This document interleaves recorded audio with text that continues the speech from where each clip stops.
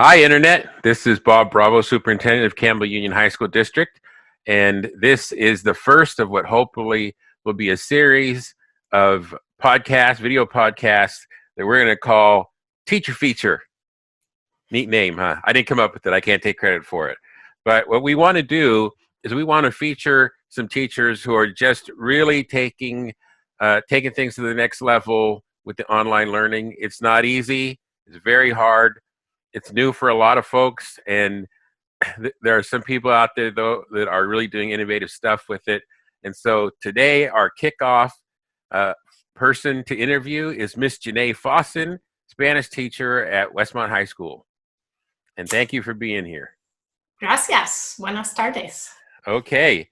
So one of the reasons that we reached out to you is we heard, I think the principal, Jason Miller, told us about this badging program that you have going on with your classes. So can you tell folks a little bit about that?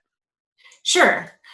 So I kind of came up with this idea around week 3 of the distance learning when I saw some student submissions kind of dropping off.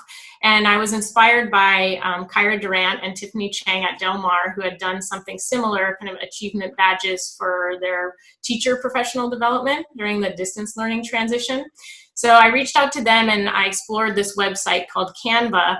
And also my husband is quite into internet gaming as well. So my first attempts at the badges, he's like, no, it doesn't look like a badge. You got to make it look like a medal. So I can share my screen here and show you what I came up with. Great. To try to get the students a little bit more excited and go back into week 1 and 2 and try to gain the achievements and earn those badges. So let me share. So there's a few different levels. The ones that students kind of get right off the bat, and this was actually created by Tiffany Chang and Kyra Durant, is the Classroom Conqueror. So if they've joined my Google Classroom and they've successfully navigated how to turn in assignments, they get this badge, and I email out the badges. And the way that I'm running my live sessions is because I have a 2-year-old here at home, and so I thought, okay, I'm gonna mostly be recording some 15-minute YouTube videos, 20 minutes, and have an activity to go along with it. But I'm always live with my class for 20 to 30 minutes playing Quizlet Live, or there's a new game that was created by high school students called GimKit, which is also really gaming oriented. They get to buy different features and they get quite into it. You can freeze the leader and change the music and things like this when they earn these virtual dollars. So if they've logged on and they've participated in at least one of the online sessions, they earn this achievement of being a challenger in our games. And this is a separate, extra badge if they've been one of the winners. So there's always the top 3 in GimKit or the Quizlet Live winners. And I'll email this one out. And I assigned, we were doing the housing unit, house vocabulary, and I assigned kind of a 3-step project. And so I could give feedback along the way. And once they kind of submitted their final recording using a screencast and Google Slides, they'd earn this project badge.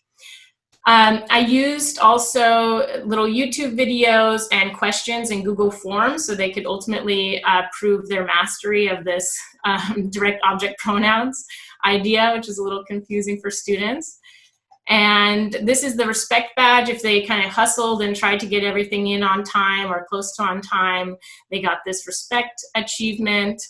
I've been using Flipgrid as well with my classes where they can record short videos of themselves. So if they successfully navigated that software and computer program and recorded themselves using this learning goal of how to use Sarah and a star to describe themselves and where things are located in their house, they got this one. And again, I've been trying to build in feedback steps where students will turn in a step, I give them feedback, they correct it, and then they kind of go on to their final project. So if they did that successfully, then they got this kind of slam dunk, you submitted and corrected. So those are the badges I've come up with so far, and I'm planning to also have a few for their final project, because students are going to be posting their achievements on a website that they create.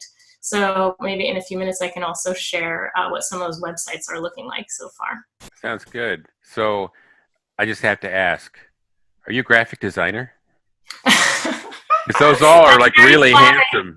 That's very flattering. Thank you. Yeah, my first attempts, my first attempts were not as good, but luckily I have a critic here in the house who's a little bit more involved in the gaming world than I am. So thank you very much. Yeah, hopefully, the students are into it. I always try and get feedback from my students. I love using Google Forms, and a lot of times I'll ask them at the end, how helpful was this lesson on a scale of 1 to 5, or how interested are you, how excited are you about getting these badges? And most of them said, yeah, I'm excited, or más o menos, pretty excited, and only one no out of 50 students. So that's pretty good. Yeah, I know when I saw them, I just thought like, oh man, I want to get one of those badges. I would want it. I don't know where I'd put it though, right? Like, right. For Boy Scouts or Girl Scouts, right? They have the sashes with their badges on there. So for your students, the place they can put them is on the website that they're building for your end of course? Yes, let me show you a couple examples, because that's the idea. I mean, so for some students it might be motivating enough just to get them, but we want to show them off. And their final project, I've really been wanting to try this for a couple years now, is having students create an online portfolio where they can show off some of their work, and that can continue with them through their kind of Spanish career. So let me show you this. I recently discovered Adobe Spark has a one-page website. So this is Milan too. He's in my 4th period class. So they put a picture of themselves. Here he's earned all 8 of the achievements so far. And it's kind of a snazzy little, kind of a sleek website. Here, Nancy, they don't have to put a picture of themselves. She chose kind of a Spanish-related hola. And, hers kind of scroll down like this. So, it's a cool way for students to also experiment with technology they might not have used before. And, one of our new standards in world languages is also connections with other disciplines. So it's kind of a cool way for them to connect with, some technology goals that they might have. Right. And then for their final project, I can show you. This was my example, me playing the guitar, Jenee Fawson, and I showed them the achievements and what they have coming up. We're currently in a sports unit, so they're going to kind of feature to kind of do a cultural investigation of another famous sports player in another country, and practice using saber and conocer, what they know about facts about the other country, based on foods or different activities and things like this. So that's kind of what's coming up for them to be adding to their website. So you started down the road as an experiment because you felt like participation was falling off. And so you've tried this out. You have surveyed some students about how much they like it.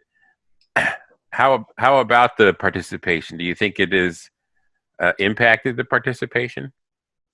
I think so. Yeah. I mean, and it also makes it easy. It's a positive way for me to reach out to students instead of kind of a nagging, like, please get in your work. This is missing. Go back. Especially when we're in this pass-fail system where some students might not see a lot of motivation. It's more, congratulations, this is what you've got so far. I know the kids who have gone on to Google Classroom, and I know the ones who have joined my live session, so I can send out, to them and their parents, hey, great job, look what you've done so far. There's still time to go back and achieve these other goals that we've set out, and remember, you need these for your website, which is your final project. So it's just a way for me to reach out positively to students and parents, and also allow some student creativity as well. Like, how am I going to design my website? And, I want to show off these badges. And then, the students who log on and they've then won can email me and say, can you please send me this badge? I was a winner today. And, so just kind of something fun to try to motivate them. Yeah. Any little last piece of advice for a teacher who really wants to think about what can I do to motivate people while we're apart? Yeah, I think I was a little overambitious with my week one, lesson for students, and I soon realized how important it is to package, the materials in a way that's understandable for students. So that's kind of where this Google Form, mini lesson came in, because it's like, okay, well, here's this video here, and then you're going to respond to my video on this form, or I want you to submit this activity. So I think just trying to find a way, and then asking students, how easy was this lesson to follow, or do you have any suggestions? What could make it easier for you? I really like checking in with students and getting their feedback. How can I make this easier for you to understand, or what would be helpful? And then just taking advantage of some of these awesome tech tools. There's so many, but if you choose one or two that sound interesting to you and that you can get excited about. This Adobe Spark, I really liked. They have this one-page website, and then with My Spanish 3, they've done a recording where they can kind of add music and video and make a really kind of fun-to-watch presentation rather than just kind of the typical screencast where they talk over the Google Slides and stuff. So I would just say, I'm kind of using this opportunity to explore things that I've always have tried, but feel like I don't have the time. And so things that I can get excited about, hopefully the students can too. So. Well, thank you so much for taking the time to do this, try out this experiment of a video podcast. And for folks that are watching out there in internet land, we've been talking with Jenee Fawson, Spanish teacher, Westmont High School, about motivating students during distance learning. And she's a mom of a 2-year-old, a guitarist, Spanish teacher, graphic designer, tech guru, and more. So thank you again, Jenee, and thanks for watching.